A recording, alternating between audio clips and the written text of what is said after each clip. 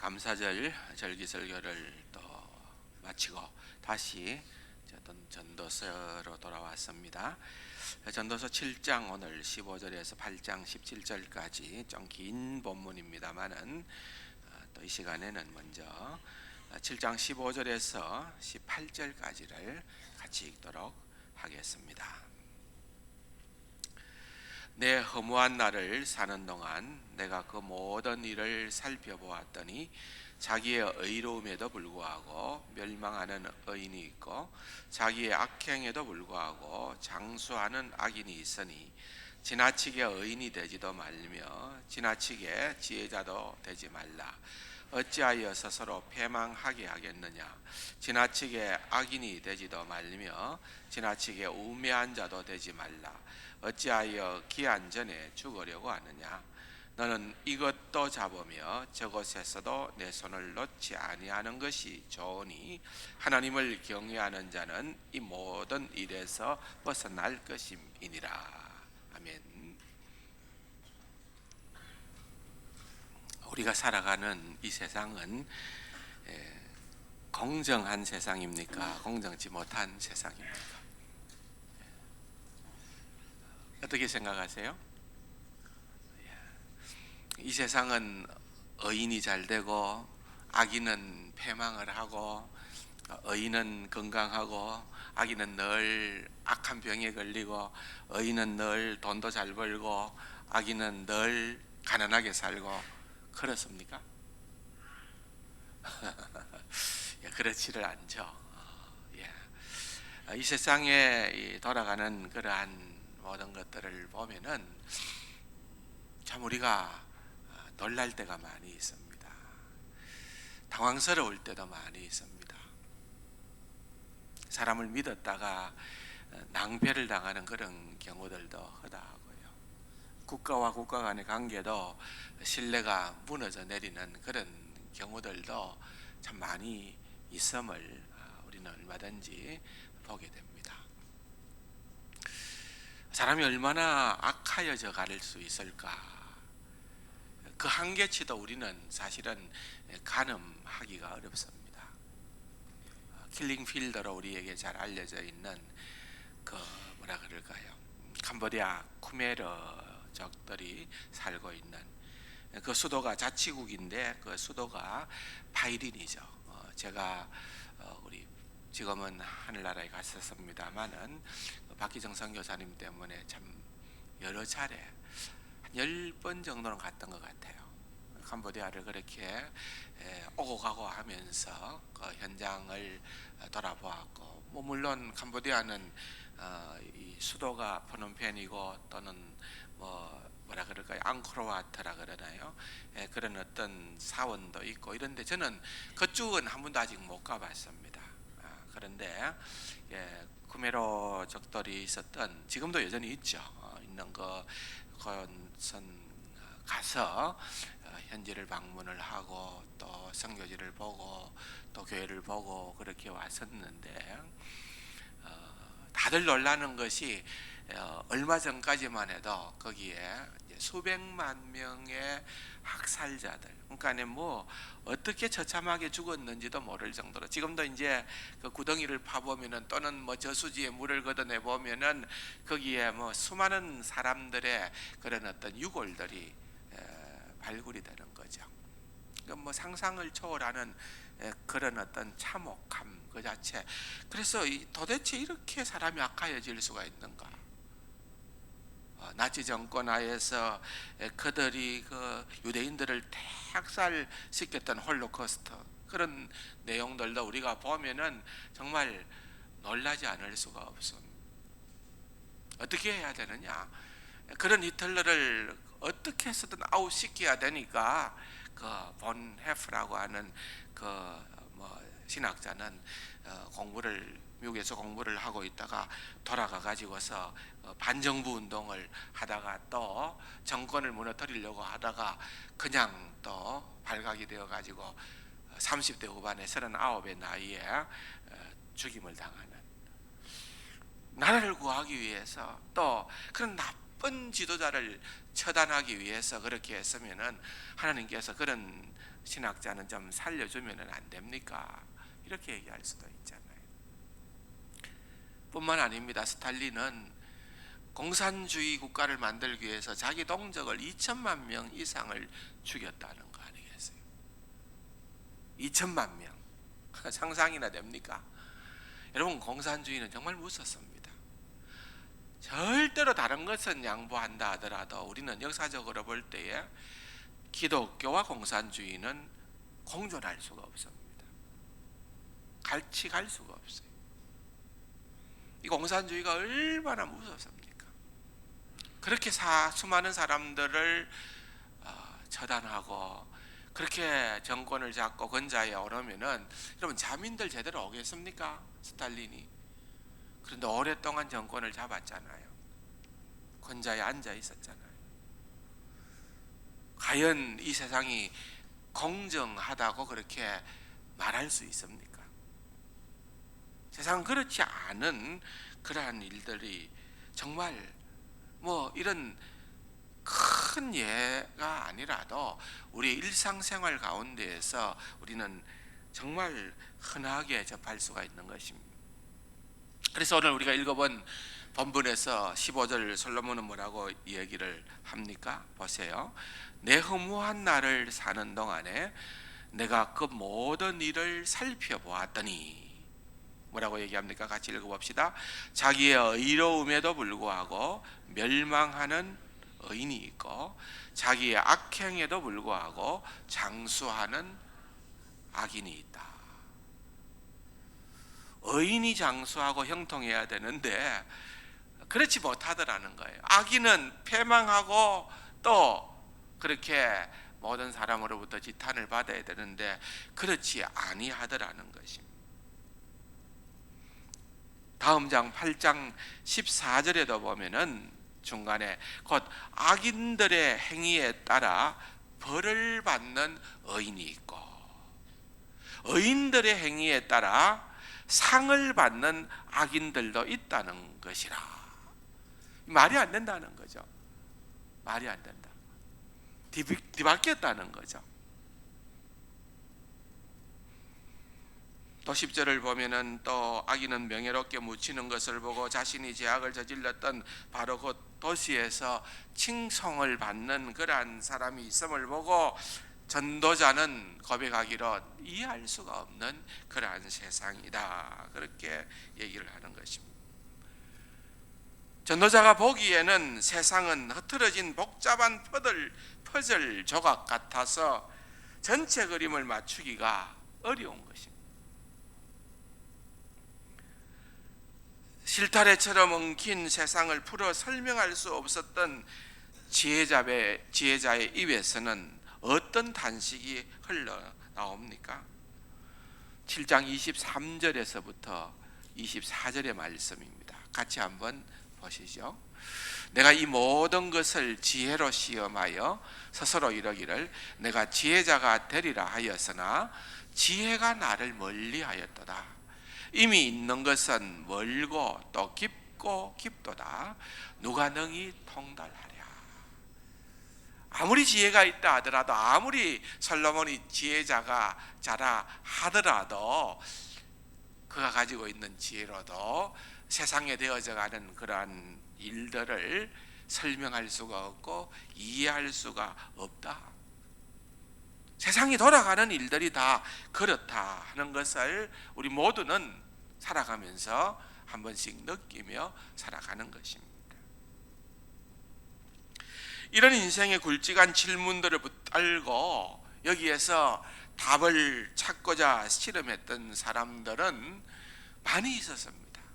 철학자들도 그러했고 현인들도 그러했고 이런 인생의 문제를 가지고 고민을 하고 인생의 의미와 또 우리의 진정한 본질이 무엇인가 이런 부분들을 놓고 그냥 되는 대로 살아가는 자가 아니라 그냥 잘 먹고 잘 사는 게 인생의 목표가 아니라 정말 그 의미에 비중을 두고 살아가는 그러한 많은 사람들도 있었다는 거지요. 근데 아무리 해도 답을 얻기가 힘든 겁니다. 되어져 가는 그 모든 일들이 해석할 수가 없는 일들이라는 거죠.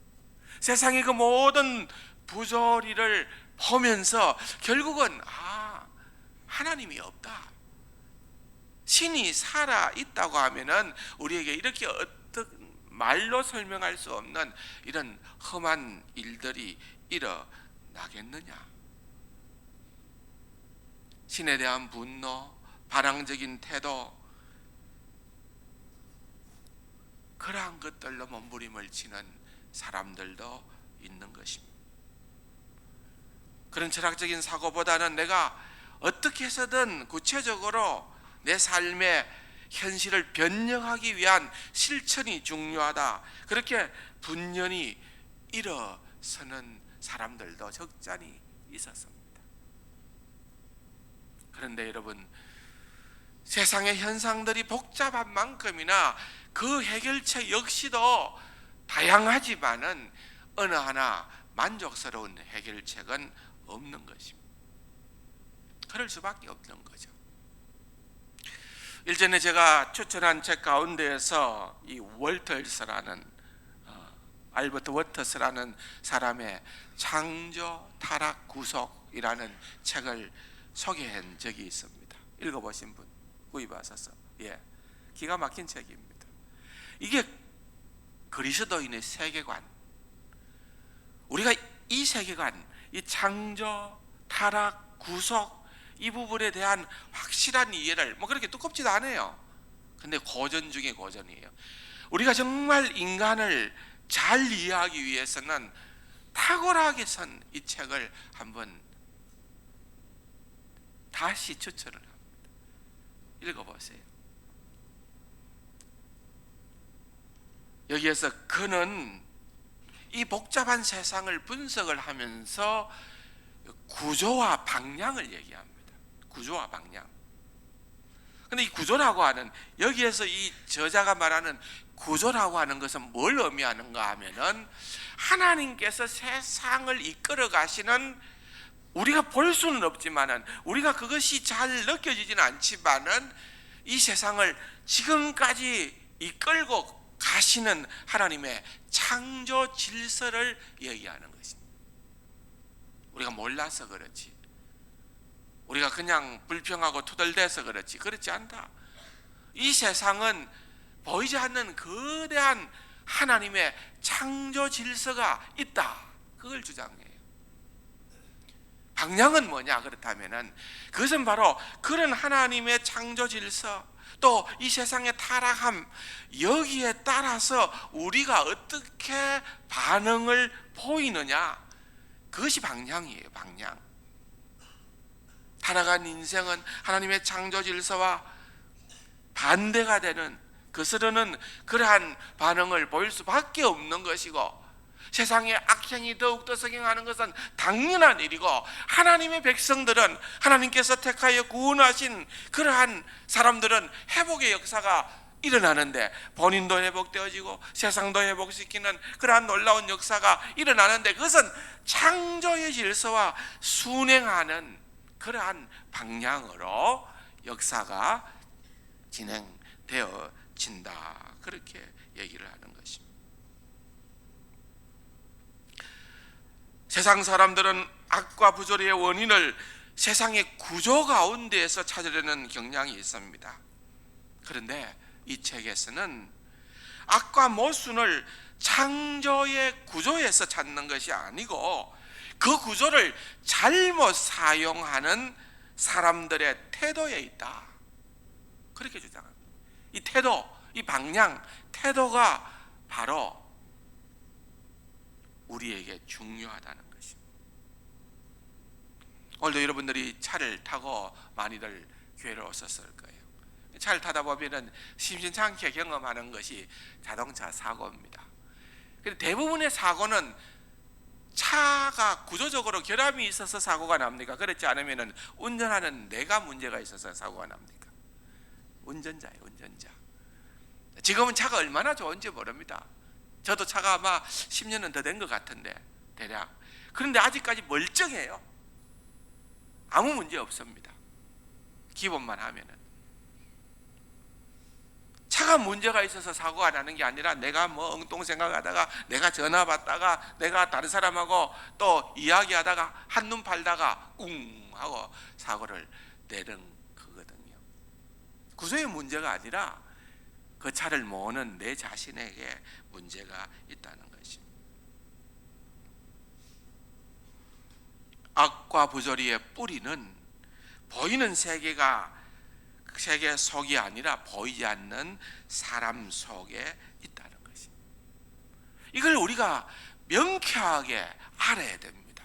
이게 뭐 자꾸 제도를 개선한다, 구조를 개선한다, 법을 개선한다, 중앙집권제가 잘못됐기 때문에 너무 힘이 한쪽으로 쏠렸기 때문에 지방자치제를 강화해야 된다. 그래서 막 이제는 지방자치제가 석영을 하잖아요. 그런데 똑같아요. 왜 갔습니까? 그 법을 집행하는 사람이 바뀌지 않으니까. 법을 알면 알수록 법망을 요리조리 피해가고 어떻게 해서든 멍청한 사람만 당하고 그렇게 되어지는 일들이 일어나게끔 되어 있다는 것입니다. 왜 그렇느냐? 성경은 우리에게 답을 줍니다. 7장 29절 같이 한번 읽어볼까요? 내가 깨달은 것은 오직 이것이라. 곧 하나님은 사람을 정직하게 지으셨으나 사람이 많은 깨들을 낸 것이니라. 하나님 우리를 정직하게 지었지만은 살아가는 인생은 정말 이기적이거든요. 정말 자기중심적이거든요. 이 많은 깨를 자꾸만 내는 거예요. 그러다 보니까 감당이 안 되는 거예요. 아무리 법을 꼼꼼하게 만들고 해도 그 법이 감당을 못하는 거예요. 그렇지 않습니까? 법이 있다고 죄를 안 짓습니까? 예? 법학 교수가 죄를 하나도 안 짓습니까? 그렇지 않잖아요, 여러분. 예. 법을 알면 아는 만큼 더 빠져나갈 그런 어떤 길이 많은 것을 아는 거예요. 예. 어리멍청한 사람들이 한 방에 당합니다. 그런 경우들이 우리에게는 허다하다는 것입니다. 또 20절 한번 보실까요? 7장 20절. 선을 행하고 전혀 죄를 범하지 아니하는 의인은 세상에 없기 때문이다. 여러분, 우리 겸손해야 돼요. 누구 뭐라고 얘기하기 전에 내가 뭐라고요? 내가 죄인이다. 예. 정도의 차이가 있을는지는 모르지만은 우리 다 죄인이에요, 죄인. 예. 선을 행하고 착한 일만 행하고 옳게만 살고 전혀 죄를 범하지 않는 의인은 세상에 없기 때문이다. 동의하시죠?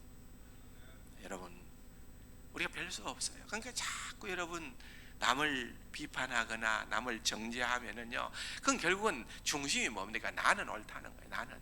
나는 건강하고 나는 바르고 나는 어려운데 너 왜 그 모양 그 꼴이냐? 그렇게 이야기를 하는 거예요. 그건 아직까지 성숙하지 못한 사람의 나타나는 현상이에요. 더 성숙하면 성숙할수록 사도 바울이 내가 죄인 중에 괴수라. 더 죄를 많이 지어서가 아니라 똑같다는 거예요. 우리 인간이라는 게. 하나님 앞에서는 우리가 다 하나님의 자비하심과 하나님의 긍휼하심을 필요로 하는 그러한 죄인에 불과하다, 그 말입니다. 자, 그러기에 우리가 어떻게 해야 되느냐? 세상은 부조리하다, 세상은 불공평하다, 세상은 공정치 못하다. 그건 뭐 당연한 전제예요. 그러면은 막 그냥 그런 세상을 막 깨부수고 말고 내 하고 싶은 대로 하고 그렇게 마음대로 살아갈 거냐? 그건 세상 사람들은 그래 할 수 있어요. 우리 그리스도인들은 하나님의 백성된 우리는 어떤 원칙과 기준을 가지고 살아가야 하느냐? 세 가지를 말씀을 드리겠습니다. 결국은 우리가 기독교가 말하는 인간관은, 세계관은 인간의 타락으로부터 비롯되거든요. 우리의 모든 사람들은 외에 없이 아무리 교육을 많이 받았다, 아무리 돈을 많이 가졌다, 아무리 많은 높은 명예를 가졌다 하더라도 상관없이 여러분, 우리 인간은 전부 다 타락한 죄인이라는 거예요. 그런데 그것을 인지하면서 우리가 먼저 깨달아야 되는 것은 내가 죄인이라는 거예요. 내가 죄인이다. 우리가 세상은 악하다, 또한 인간은 타락했다, 인간은 다 하나님의 은혜와 도우심을 필요하는 자들이다, 그렇게 인지하면서도 자기만 속 빼내는 경우가 있어요. 나는 괜찮다, 나는 쓸만하다, 나는 어렵다, 내 탓이 아니고 네 탓이다. 정직과 사랑, 나로부터 시작한다. 이게 보면은 기윤실 기독교 윤리 실천본부에서 내세우는 슬로건인데, 사실 그분들이 얼마나 깨끗한 슬로건을 갖고서 많은 사람들에게 영향력을 끼쳤나요? 그런데 요즘 와서 툭툭 터지는 것들을 보면은 거기에 소속 멤버들 가운데에서 너무너무 우리를 놀라게 하는 그런 일들이 나타나는 거예요. 우리가 뭘 느끼게 되는 거예요? 인간은 별 수 없다는 거예요.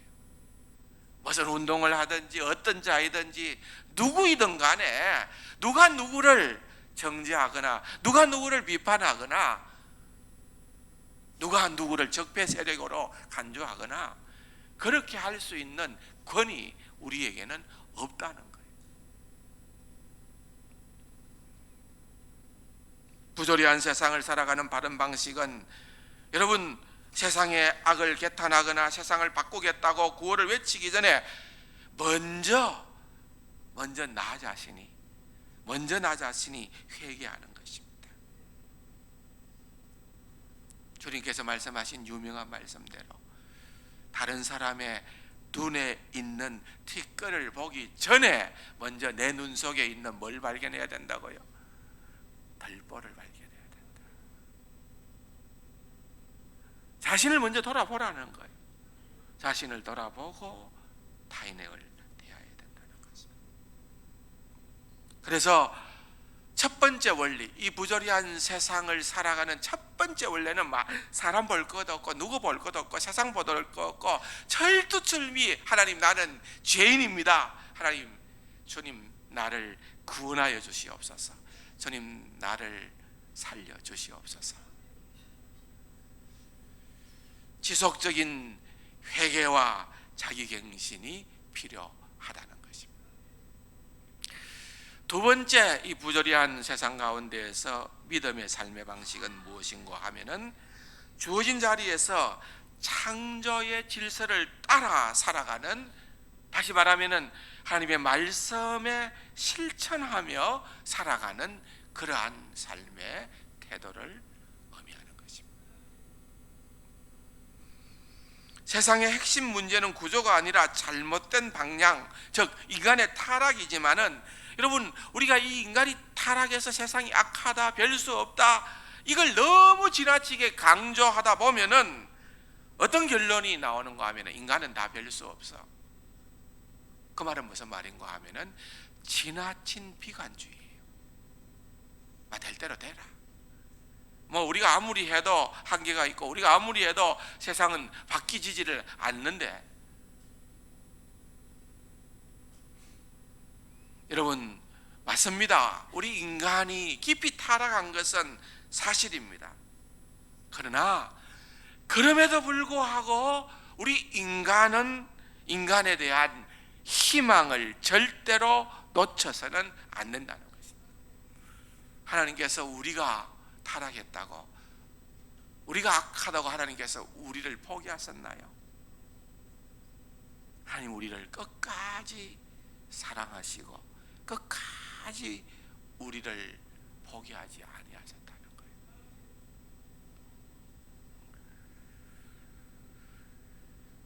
이유는 우리가 아무리 살아가고 이 세상이 부조리하다 하더라도 보이지 않는 하나님의 창조 질서가 여전히 있다는 거예요. 그 하나님의 창조 질서가 있고 우리 인간의 죄성이 아무리 깊어도 십자가의 복음으로 바꿀 수 없는 그러한 죄는 없다는 거예요. 그렇기 때문에 소망이 있습니다. 그렇기 때문에 복음이 굿뉴스가 되는 거예요. 세상을 봐서는 소망이 없지만은 우리가 위로 바라볼 때, 하늘을 바라보는 그러한 인생이 되어진다면은 우리에게는 여전히 소망이 있다 그 말입니다. 의사가 병이든 환자를 볼 때에 환자의 아픈 부분만 보지 않습니다. 아픈 부분을 회복시킬 수 있는 환자 속의 자생력을 봅니다. 하나님도 우리를 그렇게 보시는 것입니다. 이 세상에 아무리 문제가 많고 또 이 세상에 정말 악한 일들이 많다 하더라도 이 세상을 지탱하는 하나님의 창조 질서가 있다는 것을 잊지 말아야 되는 것입니다. 그렇기 때문에 우리는 소망을 가지는 것입니다. 이것을 회복하자는 거예요. 이 창조 질서를 회복하자는 거예요. 자꾸 너무 눈앞에 보이는 좁은 시야로 우리가 눈앞에 보이는 것만 연연해서는 안 된다는 거예요. 누구를 보면서 또는 어떤 되어져가는 현상을 보면서 아이고 포기해야지, 아이고 더 이상은 아니다, 저 사람은 정말 안 변하네, 제가 온 지 17년이 됐는데 17년 동안은 또 안 변하네, 포기해요 말아요? 포기하면 안 되는 거예요. 포기하면 안 되는 거예요. 여러분도 저를 포기하면 돼요, 안 돼요? 안 되는 거예요. 그리스도의 사랑으로 안아주고 세워주고 격려하고 그렇게 해야만 된다는 것입니다. 1990년도 초에 저희 가족이 이제 처음으로 미국으로 1년간 이제 유학을 갔었습니다. 군에서 보내줘서 유학을 갔는데 진짜 그때는요 설레임이잖아요. 미국이라는 나라가 도대체 어떤 나라일까. 지금은 뭐 하도 많이 인터넷이나 이런 걸 통해서도 알려지고 여행도 많이 갔지만은 옛날에는 좀 그렇지 않잖아요. 수십 년 전의 이야기니까. 그래 더 갔는데 막 정말 기대감, 뭐 하여튼 어떤 모든 게 새로운 것처럼 뭐 처음에 가니까 막 차가 쌩쌩 달리는데 도로는 얼마나 큰데 차들이 같은 모양의 차가 하나도 없는 거예요. 와, 여러분 진짜 그 신기하네요. 지금 우리나라 차종이 하도 많아서 다 못 내오죠. 옛날 제가 출발할 때는 포니 1, 포니 2, 스텔라, K303, 브리사, 제가 다 중고차 탔던 차들. 그때는요 차가 몇 개 없었어요. 근데 그 차도요 타고 있었으면요, 제가 그 차 하나 타고 있으니까 막 그 군의 간부들이 주말 되면 목사님 차 한번 빌려주십시오. 인기가 있었어요. 근데 미국에 가니까 막 온갖 종류의 차들이 정말 같은 게 없어요. 차 구경한다고 생생 달려요. 그것만 보이는 게 아니에요. 그 달리는 도로 밑에 보면은요 텐트도 있고 옷도 흐름하게 있고 추리한 사람들이 부식부식 일어나서 다니고 있어요. 노숙자들. 제가 LA로 갔는데 꽤 많았어요. LA 다운타운에 가도 있었고 또 뉴욕 가면 할렘가에도 있고 그렇잖아요, 여러분. 근데 그 노숙자들 또는 할렘가 거기에 있는 사람이 미국을 그대로 드러내는 전형은 아니잖아요. 보이는 게 다가 아니잖아요. 참 살아보니까 너무 축복받은 나라예요. 자원도 얼마나 풍성한지. 여러분 하루 종일 차를 몰고 가도 평야밖에 없어요. 눈에 보이는 게 아무것도 없어요. 산이 안 보여요. 곡창지대에다가 길가에는요 그 기름 퍼올리는 메뚜기가 이렇게 왔다 갔다 하는데 기름은 뭐 얼마나 많이 나은지 그냥 그 뭐 해저에 가서 팔 필요도 없어요. 그냥 땅 파면 기름 나. 땅 파면 기름. 텍사스는. 야. 대학에 가면은 책은 또 얼마나 많습니까? 그래. 공부를 하려면 미국에 가잖아요. 아무리 반미 운동 외치는 사람도 보면은 아이는 어디 보내고 싶어 합니까? 미국에 보내고 싶어. 왜? 미국 가서 공부하면 뭔가 될 것 같아 보이니까. 시진핑 주석도 그 딸을 미국에 가서 공부시켰잖아요. 다르는 거예요. 미국이라고 하는 거대한 강대국을 이끌고 있는 그 밑바탕에는 보이지 않는 청교도 정신과 보이지 않는 그 어떤 그런 힘이 존재를 하고 있다는 겁니다. 하나님의 창조 질서가 우리의 눈에 보이지 아니하더라도 이 세상을 주도하고 있는 거예요. 이 세상을 끌고 있는 거예요. 그걸 우리가 알아야 되는 것입니다. 그래서 솔로몬이 이야기를 합니다. 8장 15절 같이 한번 읽어봅시다. 이에 내가 희락을 찬양하노니 이는 사람이 먹고 마시고 즐거워하는 것보다 더 나은 것이 해 아래에는 없음이라. 하나님이 이 사람을 해 아래에서 살게 하신 날 동안 수고하는 일 중에 그러한 일이 그와 함께 있을 것이라. 이 말은 이런 거예요. 나는 생을 즐기라고 권하고 싶다. 솔로몬이 지금 얘기하는 거예요. 사람에게 먹고 마시고 즐기는 것보다 더 좋은 것이 세상에 없기 때문이다. 그래야 이 세상에서 일하면서 하나님께 허락받은 한평생을 사는 동안에 언제나 기쁨이 사랑과 함께하는 것이다. 세번역 성경의 말씀입니다.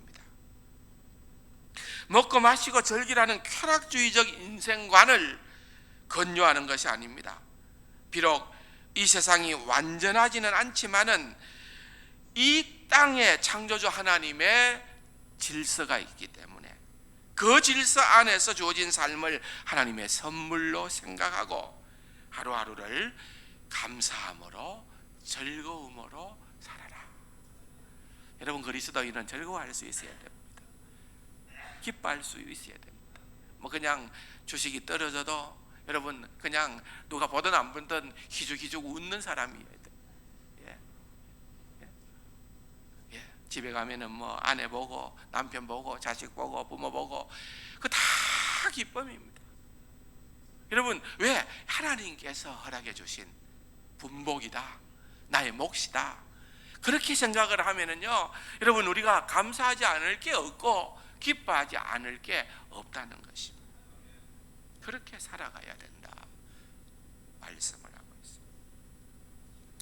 한 걸음 더 나아가서 부조리한 세상을 살아가는 믿음의 세 번째 방식이 있는데, 그것은 낭망하지 않고 끝까지 한번 따라합시다. 사랑하며 살아가는 방법입니다. 어떻게 살아간다고요? 사랑하자는 거예요. 자, 여러분 7장 16절과 17절 말씀 한번 볼까요? 다시 읽어봅시다. 지나치게 의인이 되지도 말리며 지나치게 지혜자도 되지 말라. 어찌하여 스스로 배망하게 하겠느냐? 지나치게 악인이 되지도 말리며 지나치게 우매한 자도 되지 말라. 어찌하여 기한 전에 죽으려고 하느냐? 여러분, 이 말은요 굉장히 의미가 있는 말입니다. 뭐 하지 마라 하는 거예요? 지나치게 이런 말이 나오죠. 지나치게, 너무 지나치게 여러분 의인 되어야 되겠다. 그런 분들이 얼마나 계실는지는 모르겠지만 너무 안 그래도 괜찮다 이 말이에요. 예. 제가 예전에 군목 시절에요, 그 어떤 군인 가족인데, 교회 나온 군인 가족인데, 이분은 진짜 빈틈이 없었어요. 얼마나 모범적으로 신앙생활을 하는지 빈틈이 없었어요. 완벽했어요. 근데 주변에 사람은 없어요. 너무 완벽하니까, 빈틈이 없으니까 사람이 안 붙는 거예요. 혹시 여러분 그런 분들 계시지 않나요? 조금 허점을 보이세요.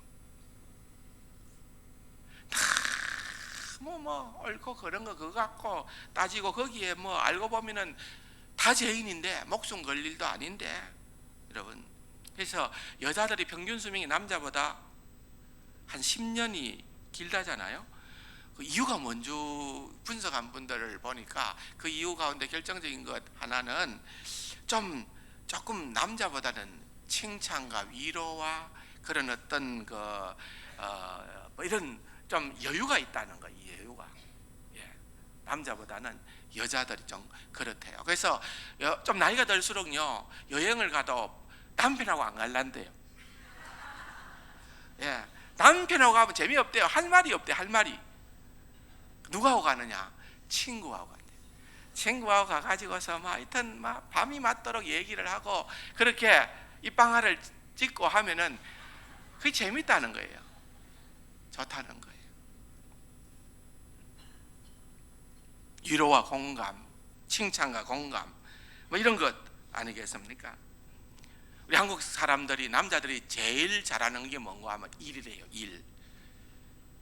제일 못하는 게 뭐냐? 힘들어하는 것은 칭찬하고 위로하는 거. 한국 사람들 잘 못한대요. 예를 들면 이런 겁니다. 자녀가 시험지를 70점 받아오다가 90점 받았습니다. 아빠가 이렇게 좋은데 우리 딸은 얼마나 좋을까 하고 막 정말 허거해주고 머리 쓰다듬어주고 그렇게 하면은 좋은데 뭐라고 할까요? 이런 상황에서 보통의 한국 아빠들은 조금만 더 열심히 해.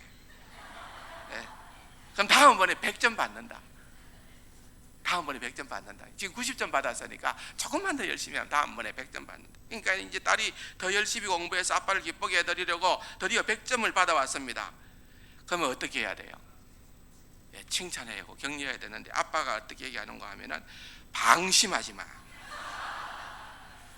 아빠는 긴장을 늦추는 걸 제일 싫어해. 아빠 성격 알지? 피곤한 거예요. 그죠? 피곤한 거예요. 사례 2, 3도 있는데 시간이 많이 가서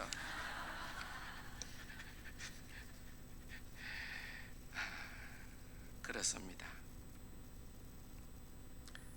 지나친 의인이 되다 보면은요 이 세상을 비판하면서 자신은 늘 의로운 재판관의 자리에 앉아 있는 사람입니다. 세상은 다 그러고 자신만 의롭다고 생각하는 사람. 결코 이런 사람은 안 됩니다. 예. 남자는 좀 허풍이 있어요, 그죠? 근데 여자는 대체로 보면은 아주 고지 곧대로 돼야 돼요. 제가 좀 허풍이 있거든요. 집에서 이제 조금 이제 뻥을 튀깁니다. 얘기를 하면은요, 그 얘기하면 나도 뻥인 줄 알고 얘기하는데 집사람은 뭐라고 얘기할까요? 그때마다 토를 답니다. 내가 이제 예를 들어서 뭐 한 200명 얘기하면은 100명. 그좀 놔둬도 괜찮은데, 예. 이 남자와 여자의 차이 같아요. 남자와 여자의 차이.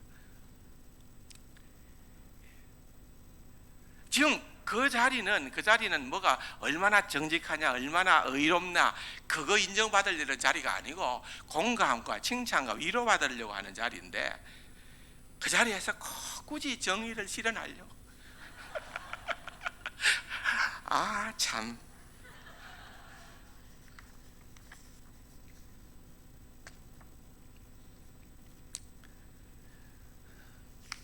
지나친 악인이라는 것은 자기의 이익이 된다면 아무것도 상관하지 않는, 오직 세상이 더 부조리 된다 하더라도 상관없는 자기 자신만 위해서 살아가는 사람. 근데 성경은 뭐라고 얘기를 합니까? 18절 같이 한번 읽어봅시다. 너는 이것도 잡으며 저곳에서도 내 손을 놓지 아니하는 것이 좋으니 하나님을 경외하는 자는 이 모든 일에서 벗어날 것이다. 세 번역 보면은 하나를 붙잡되 다른 것도 놓치지 않는 것이 좋다. 하나님을 두려워하는 사람은 극단을 피한다. 그랬습니다. 예, 답은 하나님을 경외하는 거예요. 하나님을 경외하는 자의 특징이 뭔가 하면은 주도권을 하나님께 내어 드리는 거예요. 주도권, 결정권을 하나님께 내어 놓는 거예요. 여전히 하나님을 경외한다 하면서 하나님을 믿는다 하면서 결정권을 내가 쥐고 있는 사람은 아직도 하나님을 경외하는 법을 모르는 거예요. 경외하는 사람은 주도권을 하나님께 드리는 거예요.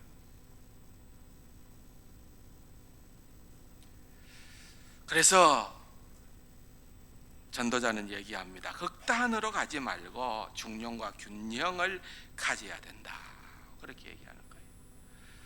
이 말은 무슨 말입니까? 우리 사람 속에 있는 타락도 봐야 되지만은 동시에 그 사람 속에 여전히 남아있는 하나님의 창조의 원리도 볼 줄 알아야 된다는 거예요. 이 균형 감각이라는 겁니다. 균형 감각.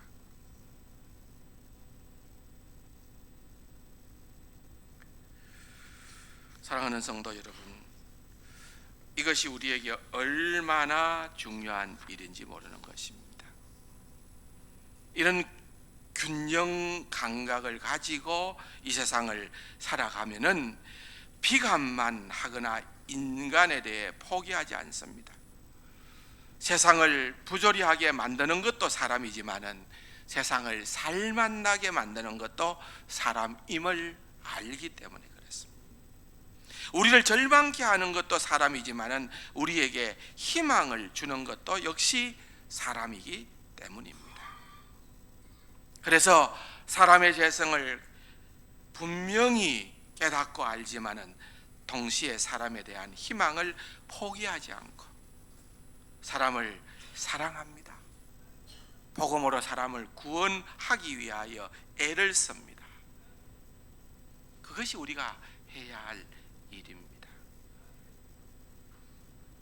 영혼을 사랑하는 성교의 마음도 바로 여기에서 비롯되어집니다. 그 박효진 장로님이 선 하나님이 고치지 못할 사람은 없다. 청송교도소에서 그분이 오랫동안 경험했던 것, 전도하면서 경험했던 게 정말 그거는 극악무도한 살인했던 그런 사람들이 들어와서 살다가 때로는 아주 사형을 당하는 그런 어떤 험한 일들이 있는, 그런데 어느 날 한 사형수가 사형을 당하는 집행일이에요. 그런데 갑자기 하늘 가는 밝은 길이 찬양 소리가 들리는 거예요. 그래서 이 아주 숙연한 분위기 가운데서, 이 비통한 분위기 가운데서 어떻게 이런 찬양이 나오느냐, 도대체 누가 이 찬양을 부르느냐 두리번거려 보니까 지금 죽음을 맞이하는 사형수가 이 찬양을 부르고 있는 거예요. 이분이 깨닫게 된 거예요. 참 복음의 능력, 복음의 능력, 사람을 변화시키는 복음의 능력. 우리 인간이 타락을 하여서 정말 끔찍한 잘못을 저지를 수도 있지만은, 그러나 하나님이 개입하시고 복음이 역사하게 되어지면은 거기에 변화하여 새 사람이 될 수 있는 그러한 놀라운 역사도 동시에 일어날 수 있다는. 사랑하는 성도 여러분, 이것이 바로 믿음이 있는 사람들이 살아가는 삶의 방식인 줄로 믿습니다. 이렇게 살아서 여러분도 너무너무 행복하시고 하나님의 영광을 드러내기에 부족함이 없는 우리 세상 가족들이 되기를 주님의 이름으로 축원합니다. 좋으신 아버지 하나님, 주신 말씀을 기억하며 하나님의 백성답게 살게 도와 주옵소서. 예수님의 이름으로 감사기도 드립니다. 아멘.